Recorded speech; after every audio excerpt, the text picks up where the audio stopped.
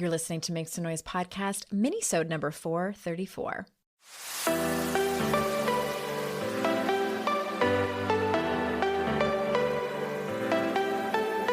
Welcome to Make Some Noise podcast, your guide for strategies, tools, and insight to empower yourself. I'm your host, Andrea Owen, global speaker, entrepreneur, life coach since 2007, and author of 3 books that have been translated into 18 languages and are available in 22 countries. Each week, I'll bring you a guest or a lesson that will help you maximize unshakable confidence, master resilience, and make some noise in your life. You ready? Let's go. Hi, everyone. Welcome to another minisode. I really do enjoy doing these, and I feel like I need to now commit to 20 minutes or less. That's what I can do. I don't feel like I'm super verbose, but apparently I am, and I tend to ramble a little bit. Originally, I said 10 minutes, and now I'm like, no, they need to be about 20 minutes. But I do want to make them shorter for you. But before I forget, just real quick, I'm having an open house for anyone who is interested in the Daring Way retreat that I'm having in September. So March 29th, 1 o'clock Eastern time. There's no need to sign up. It's just a link for you to come. So the link will be in the show notes. And if you forget how to do that, you can just DM me on Instagram and I can send it to you that way. I'm going to be going over the curriculum a little bit, showing you the very first introduction video of the curriculum. It's Brene Brown lecturing, and lecturing sounds so boring. It's really not boring. I'm going to do Q&A, and also I will probably have 1 or 2 people who have been through the curriculum in a group setting who can answer some of the questions as well. So March 29th, 1 o'clock Eastern, link is in the show notes to come, or you can DM me on Instagram.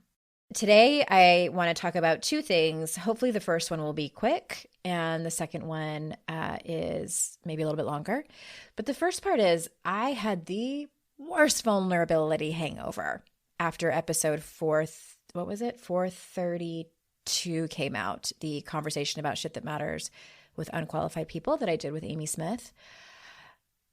That day, that Wednesday it came out, I had like that just roiling stomach ache, and I'm like, oh my God, pull the episode. It's so embarrassing and raw and naked.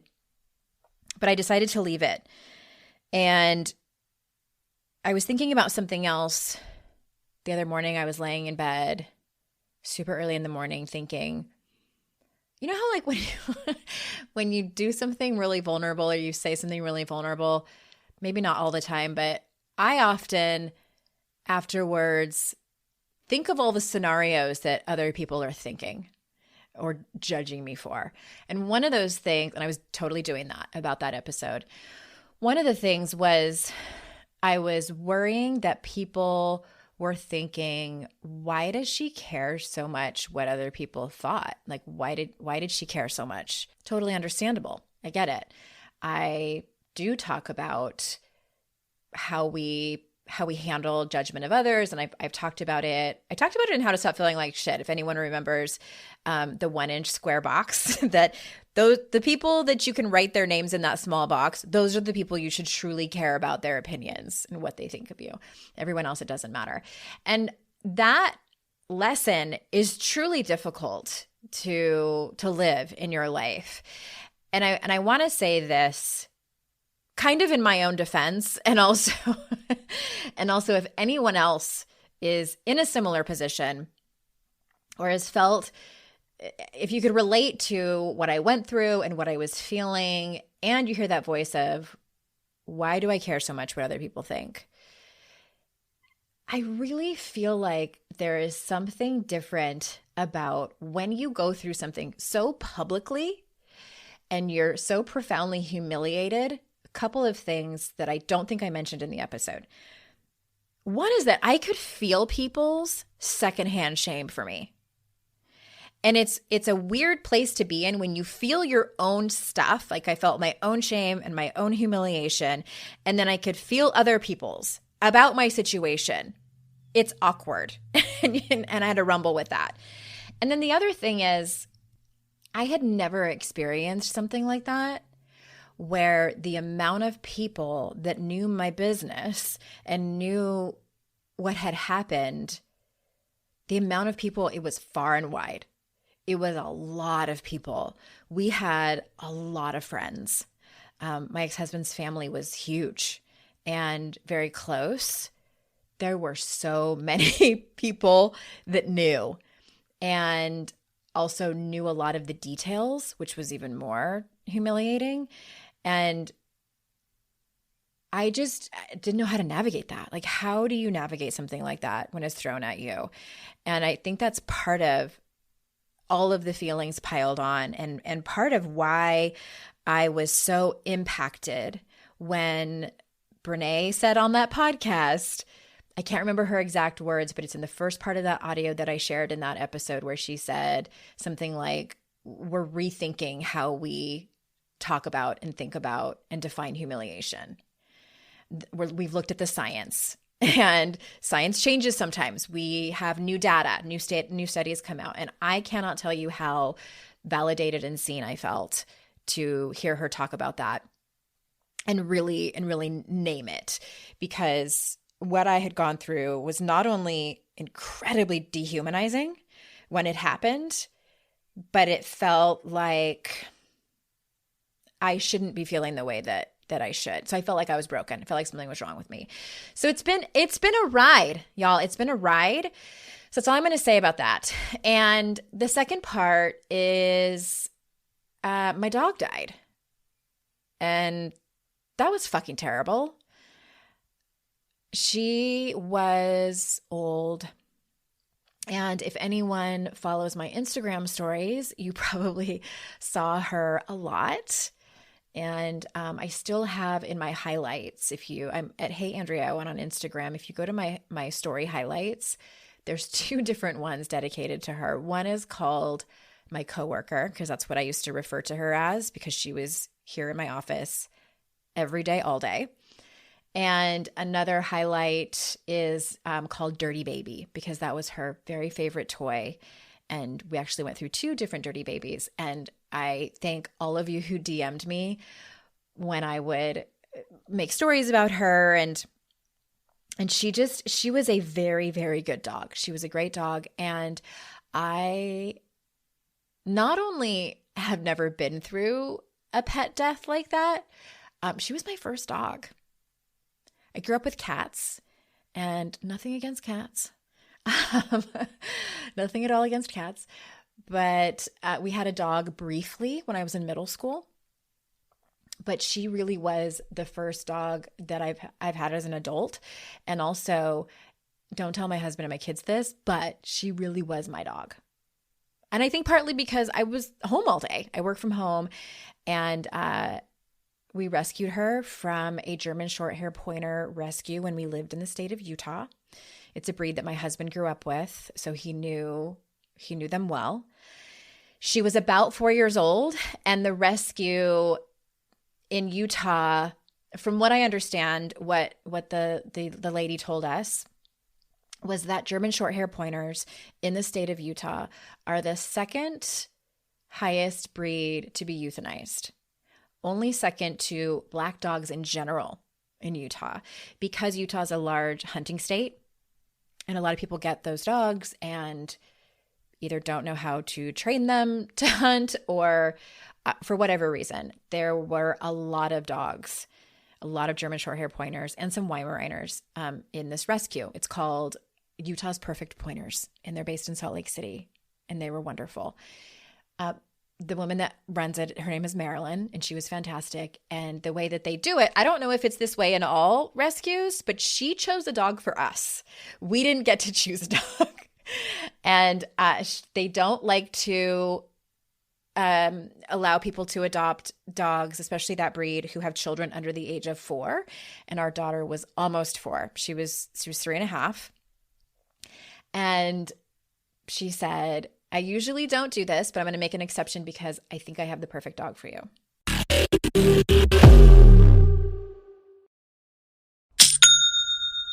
Shopify's already taken the cash register online, helping millions sell billions around the world. But did you know that Shopify can do the same thing at your retail store? Give your point of sale system a serious upgrade with Shopify. With Shopify, you get a powerhouse selling partner that effortlessly unites your in-person and online sales into one source of truth. Track every sale across your business in one place and know exactly what's in stock. Connect with customers inline and online. Shopify helps you drive store traffic with plug-and-play tools built for marketing campaigns from TikTok to Instagram and beyond. Get hardware that fits your business. Take payments by smartphone, transform your tablet into a point of sale system, or use Shopify's POS Go mobile device for a battle-tested solution. Sign up for a $1 per month trial period at shopify.com/noise, all lowercase. Go to shopify.com/noise to take your retail business to the next level today. Shopify.com/noise.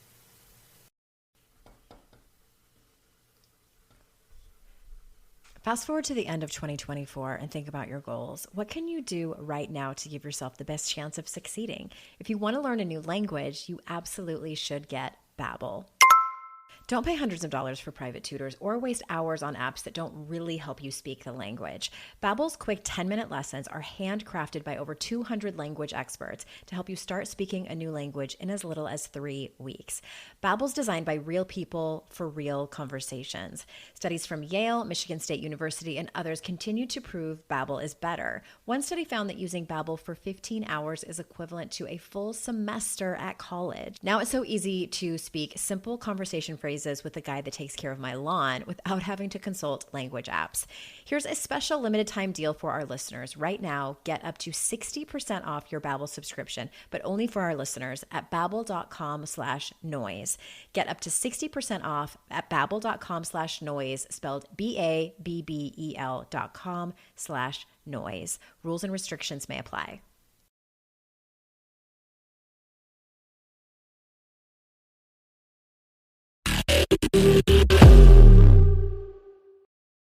And that was Giselle.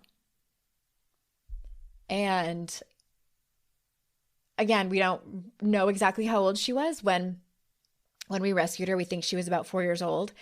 And then, so she was around 12 or 13 when she passed away. She wasn't feeling very well. We took her to the vet, and her blood test came back that she was anemic. And the vet said, I want to do another ultrasound to find out, because I have a hunch that she might have a growth and might have some internal bleeding. So we were like, okay. So we did a drop-off appointment because it's just easier to get her in that way. And my husband went to go pick her up, and I said, what did the vet say when you picked her up? Because they always just tell us like what they saw or what's going on. And he said, the vet tech told me that she would call me later. And I was like, that's not good. That's not a good sign. And I knew. And so she called us later. And you know how you can just tell by someone's voice? I don't know if I'm just intuitive that way, but I knew immediately that it was not good. The long and short of it, she had an abdominal growth.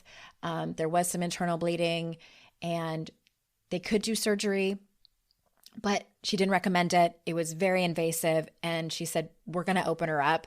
And I can almost guarantee you that we're going to see what we already are pretty sure is there, and there's going to be nothing we can do about it. And she's going to have a really hard time recovering from that surgery.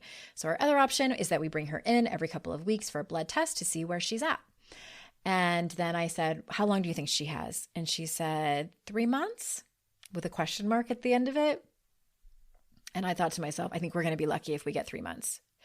So it was a week and a half later. She woke up in the morning and was not well at all.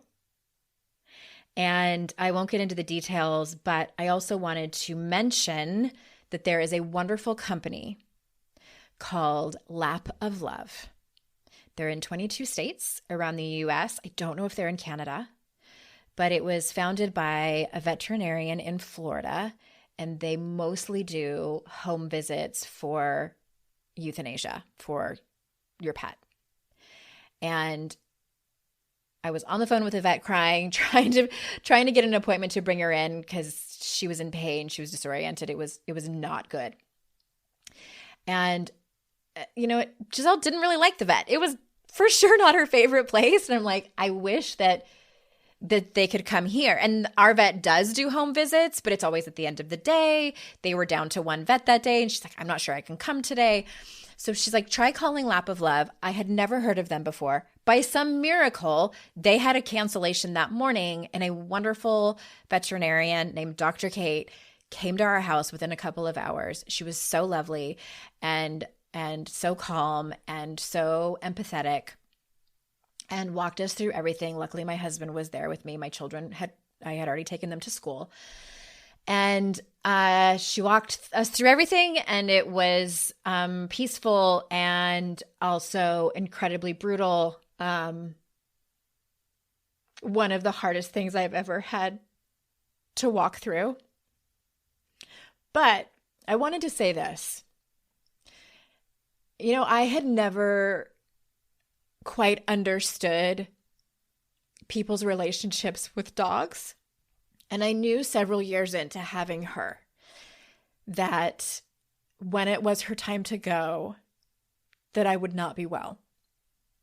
And then my dad passed away in 2016, and she was there for me. There were many days during that time. And then when I went through trauma therapy a couple years ago, where I would get a blanket and my dog and get into the guest bed, and she was there for me. And so, you know, no one can prepare you for when someone you love dies, whether it's a person or a pet. And I think especially when it's your first time, because when I tell people she was my first dog, I've never gone through this before, I always get that face of like, oh. And my neighbor who loved Giselle, and they would often watch her when we'd go out of town, she said the first one was the worst. I think she's on like her 5th dog now. And here's the thing that struck me, and I'm going to leave you with this, that I think anyone who either has a dog or had a dog, this was the biggest thing that I realized, that it's kind of like, well, duh. I didn't realize it when she was here, but I was having coffee the next morning, crying at the kitchen table because her main bed, she had multiple beds, but her main bed was right there in the kitchen. And I was thinking to myself, she was the only relationship I had in my life that was totally uncomplicated.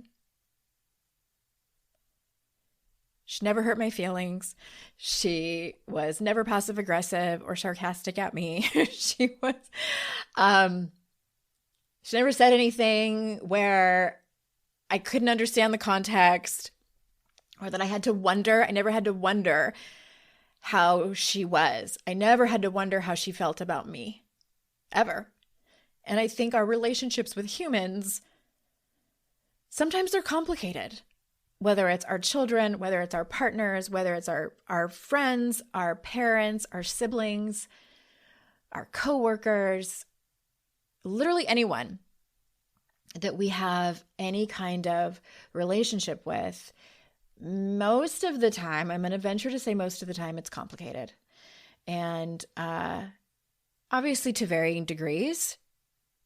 Some of our relationships are a lot less complicated than others. And then that brings us to the whole conversation around boundaries that we've had many times over here on the podcast. But it just was one of those like hit me in the head. This is why. One of the many reasons I think that humans have such a strong relationship with dogs is because there's no misunderstandings. There's no disappointments. There's no reading between the lines. It's totally uncomplicated.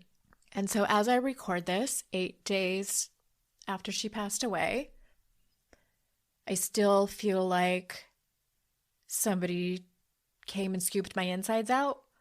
And I've had to pause this podcast 4 times now. And I also want to say that all of this grief, all of this feeling of emptiness because she's gone, was definitely worth the relationship that I had with her. Okay, I had to pause again.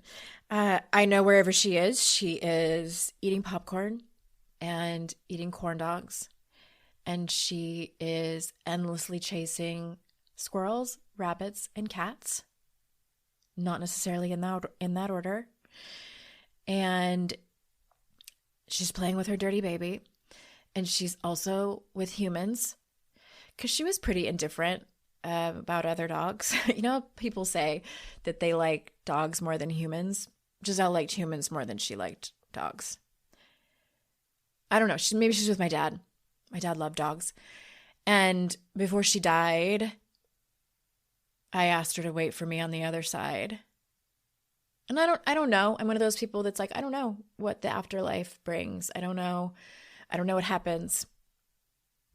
But I would like to think that whenever it's my time, that wherever I go, it's going to be some kind of meadow or dirt road or something. And she's going to come running. And it definitely won't be raining.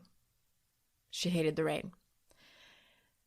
And I know that some of you, probably a lot of you, can relate. So I wanted to put that out there in a way to honor my girl, and also honor any of you who have walked through the grief of losing a pet, and not necessarily a dog, a pet.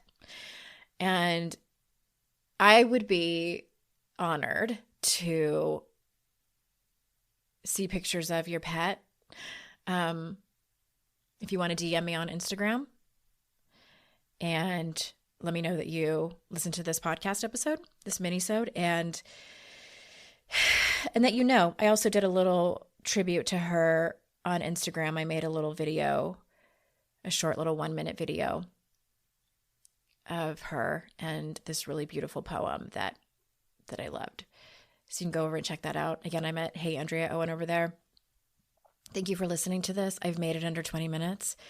And thank you for walking with me on this journey and seeing me and hearing me. And when I first started out doing this podcast, I never imagined I was going to be this vulnerable. And I thank you for listening and allowing that to be possible. And my hope is that it allows you and gives you any permission that you might feel that you need to be that open and maybe feel the feelings that are confusing or overwhelming. And remember, it's our life's journey to make ourselves better humans, and our life's responsibility to make the world a better place. And my God, isn't it a better place when there are dogs in it? Bye, everybody.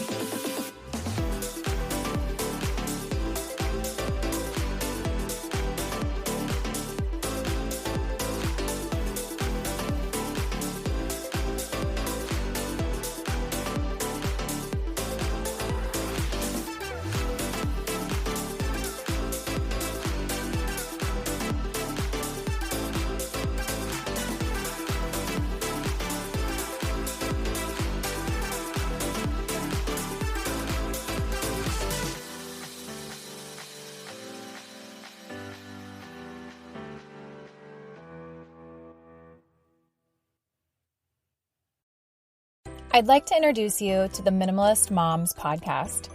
It's hard enough being a mom, and the last thing you need is stress from too much stuff and an overcrowded schedule. For too long, I lived with the mindset that bigger was better, and the more I added to my life, instead of feeling better, I felt overwhelmed. It was time for a radical new mindset. Less is more. I'm not into extremes. I didn't throw everything away. My brand of minimalism is more about adding than subtracting. Get rid of the excess to make room for what you love. In other words, it's about living life with purpose. I hope you'll listen in, and my guest and myself can inspire you to think more and do with less. The Minimalist Moms podcast, available wherever you listen to podcasts.